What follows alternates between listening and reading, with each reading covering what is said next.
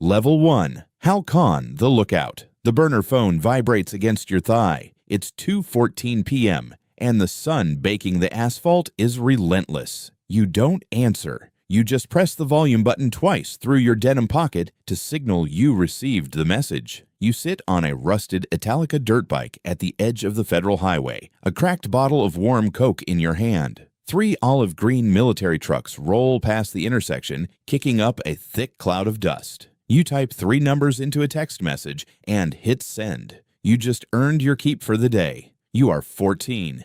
You make $150 a week in crumpled pesos. You are the absolute bottom of the food chain. They tell you to watch, so you watch. You quickly learn the currency of the street isn't money, it's information. You learn the armor plating of vehicles. You memorize license plates, police patrol schedules, and the faces of strangers who don't belong in your neighborhood. You are invisible. No one looks twice at a dirty kid on a cheap motorbike. But you already know the invisible rules. If the military raids a cartel safe house on your watch and you didn't call it in, your bosses won't fire you. They will tie you to a metal chair in an abandoned warehouse and set you on fire. The fear keeps your eyes wide open. You don't ask questions. You just watch. Level 2. Sicario, the enforcer. The smell of burnt powder and raw copper fills the cramped cabin of the Nissan Tsuru. You sit heavily in the back seat, breathing hard. Your hands grip a matte black 9mm Glock 19. The barrel is still hot against your palm. You just crossed the line. There is no going back to the dirt bike. You clear $800 for tonight's work. The target was a man you didn't know, standing outside an all-night pharmacy. You didn't ask what he did or who he offended. You just waited for the slow nod from the driver, stepped out onto the pavement, and pulled the trigger 3 times. You throw the gun into the river exactly where you were instructed. Your hands are shaking violently, but you force them down into your pockets. You tell yourself it was him or you. You tell yourself the organization provides for those who protect it. Within a month, the shaking completely stops. The blinding adrenaline fades into a cold, flat routine. You learn how to clear a weapon jam in the dark. You learn how to breach a reinforced door. You learn how to sleep in a safe house with 12 other men, boots on, tactical vest zipped, an AR-15 resting across your chest. You trade your innocence for a heavy vest and a street reputation. You aren't a person anymore. You are a tool. Level 3, Comandante, the squad leader. The encrypted radio crackles with a death sentence. You sit in the plush passenger seat of an armored Chevrolet Silverado. 4 men ride in the bed of the truck, holding modified rifles. They call you Jefe. You don't pull the trigger much anymore. You point the finger. You control a 4-square-mile grid of the city. You oversee 30 Sicarios and 50 Halcóns. Your phone never stops ringing. It's a relentless stream of logistics. Paying the lookouts, coordinating safe house rotations, buying off the low-level beat cops, and monitoring rival movements. You hand out thick stacks of cash bound in rubber bands every Friday night. You make $4,000 a week. You wear a thick gold chain, expensive cologne, and a heavy, suffocating paranoia. The men in the back of the truck would die for you. They would also kill you without hesitation if the order came down from above. You know this. You smile at them. You drink with them. And you trust none of them. You start sleeping in a different house every 2 nights. The enemy isn't just the rival syndicate across the river. It's the hungry, ambitious kid sitting right behind you, staring at your gold chain. Level 4, Jefe de Plaza, the plaza boss. The steakhouse is completely empty except for you and the local chief of police. He doesn't look you in the eye. You slide a yellow manila envelope across the mahogany table. It contains $25,000 in crisp, sequential hundreds. Your patrols stay out of the Eastern Industrial Park on Tuesday nights, you say. He nods, pockets the heavy envelope, and leaves without a word. You own this city. You are the gatekeeper. Nothing moves through your plaza. No narcotics, no weapons, no stolen cars, no migrants, without you taking a 30% cut. You clear $150,000 a month. The violence is no longer personal. It is strictly corporate. If you order a body hung from a bridge, it's not out of anger. It's a calculated marketing expense to maintain the structure of terror that keeps the city compliant. You manage corrupt politicians, local journalists, and regional businessmen. You realize the organization isn't a street gang, it's a shadow government. But the pressure is crushing. If a single shipment gets seized in your territory by the federales, you owe the bosses millions. You drink $500 tequila, but it tastes like ash in your mouth. You are entirely trapped by the machine you helped build. Level 5. Operador the Fixer. $50 million hinges on a single keystroke. You stare at an encrypted spreadsheet on a hardened laptop. You are sitting in an oceanfront penthouse in Mazatlan, but you haven't looked at the water in days. You are moving 1,200 kilos of pure product concealed inside industrial steel pipes bound for the port of Rotterdam. You don't touch weapons anymore. You don't threaten people in alleyways. You manage phantom shell companies in Panama, corrupt customs agents in Veracruz, and trucking unions in Texas. You are the financial arteries of the empire. You wash blood money through avocado farms and lime exports. Your hands are completely clean, yet you are responsible for more death than any Sicario on the street. You abstract the violence. It's just numbers on a screen to you.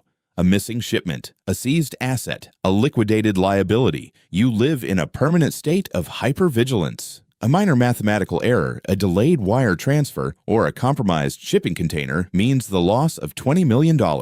And the men above you do not accept apologies or insurance claims. They accept blood. You swallow sedatives every night just to close your eyes, but your dreams are haunted by cargo manifests and encrypted radio frequencies. Level 6. Lugarteniente, the lieutenant. The flash of cameras blinds you as the governor shakes your hand. You are attending a high society charity gala. He knows exactly who and what you are, and he smiles warmly for the press. You wear a $150,000 Patek Philippe watch. Your bespoke suits are tailored in Italy. You own legitimate construction firms, luxury hotels, and a fleet of private helicopters. You launder the cartel's billions into concrete and steel skylines. You answer to only one man. To the streets, you are a myth. To the elite, you are a necessary evil, a source of endless liquid capital. You sit in boardroom meetings and dictate terms to foreign investors and bank executives. But your isolation is absolute. You trust no one. Your personal security detail consists of 40 ex-military commandos who shadow your every step.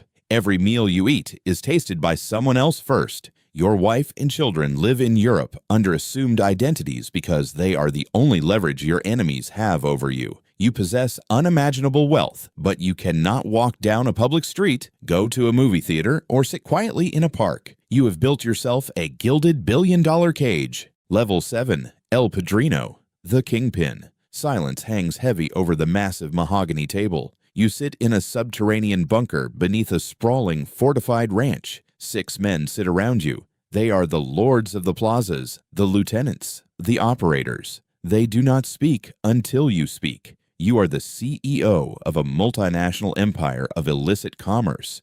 You negotiate directly with foreign insurgencies, European mafias, and corrupt federal governments. With a single word, you can plunge an entire state into a bloody grinding war. You can ground commercial flights. You can paralyze a nation's economy, but the air at the very top is suffocating.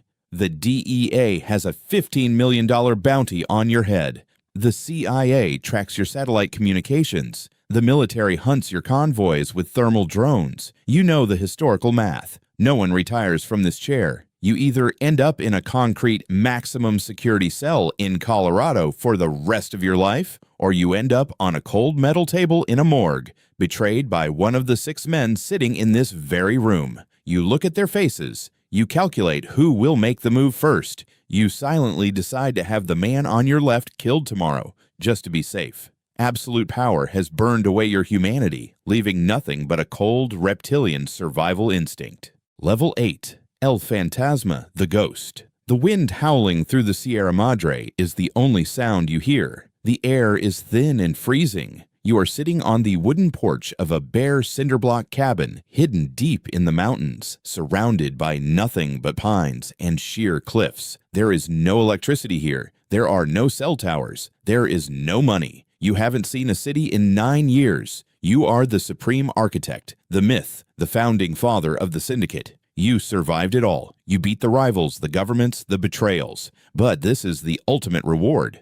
A single courier arrives on an ATV once a week with handwritten notes and satellite phones that you use for exactly 2 minutes before tossing them into a fire. You have billions of dollars buried in plastic drums across the country, and yet you eat canned beans from a tin and sleep on a stiff, damp mattress. You are untouchable. You are a ghost, and you are entirely alone. You stare out at the jagged mountain ridge, pulling a heavy blanket tight around your shoulders. In the quiet, you finally realize the ultimate truth of the system. You never owned the cartel. The cartel owned you. It consumed your life, your name, your soul, and deposited you in the clouds to rot in total silence. Down below, far from the mountains, the burner phone vibrates against a thigh. It's 2:14 p.m., and the sun is blinding. Somewhere, a 14-year-old kid is sitting on a rusted dirt bike. He thinks he understands the game. He doesn't, but he will.